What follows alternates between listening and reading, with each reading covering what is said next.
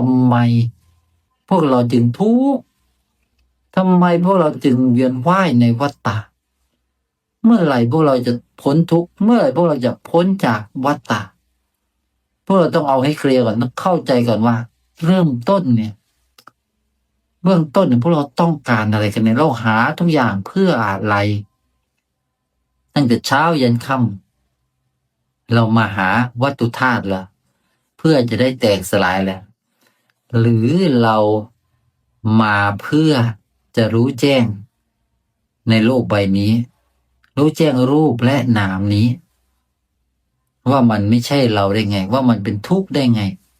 ที่พวกเราได้เห็นว่าผลเกิดกันได้แล้วพอได้แล้วกับวัฏฏะเนี่ยพวกเราหาอะไรกันหามาเพื่อเกิดต่อไปหรือพวกเรามาหาตัวเอง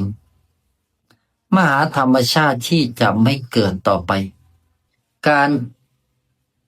น้อมจิตพวกเราเข้ามาจับประเด็นธรรมเนี่ยคือเบื้องต้นเลยธรรมะที่เป็นเบื้องต้นเลยที่พวกเราจะต้อง